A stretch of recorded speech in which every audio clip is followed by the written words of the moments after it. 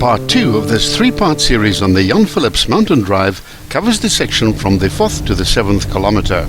If you intend driving this pass, it's important to watch Part 1 first, which contains the Google Earth orientation clips as well as other important safety and tourism information.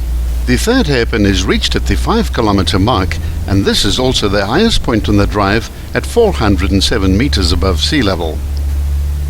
After this hairpin, which allows the road to skirt a small stream, the road bends through a wide right-hand curve and arrives at a 3-way intersection. This is the main access road to the Berg Reserve.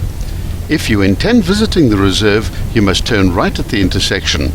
The entrance boom and control point is 600 meters up a fairly stiff climb to a small cluster of houses known as Pinar's Kamp.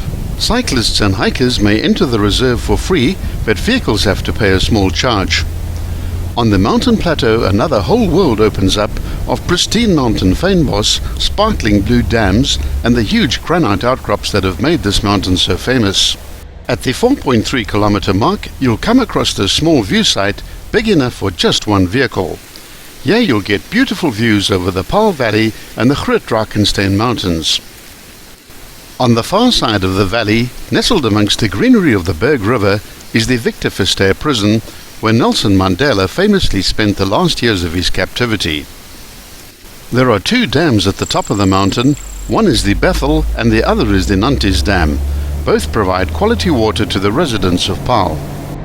No visit to the Berg Reserve is complete without a visit to the Breton Rock, where a cannon was fired in a series of relayed sound signals warning farmers in the north that ships had arrived in Table Bay and that they should bring their produce to the castle. Today one can enjoy fishing in the dams on the top of the mountain, and there are several picnic sites where picnics and braais may be enjoyed. 2 of these sites are historical.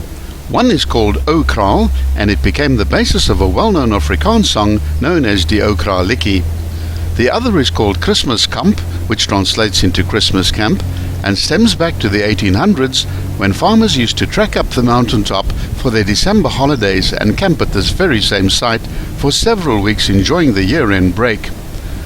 The site is well protected from the southeasterly winds by some dense stands of trees, which also provide some relief from the intense summer sun.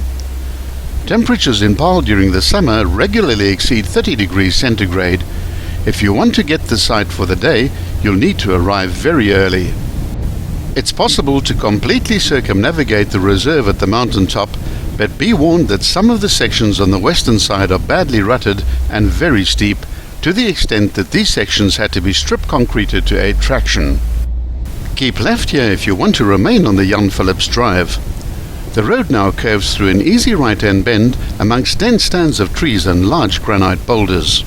Soon you'll arrive at the Milwater picnic site, where there's a kiosk offering light refreshments for sale on certain days of the week. There are ample picnic tables and chairs under large shady trees with neat lawns. From the picnic site you can walk directly up a steep pathway to the Wildflower Reserve. Directly above the picnic site, one of the main granite rocks called Paarl Rock can be seen. You can drive your car to the rock via the reserve and see the old signal cannon.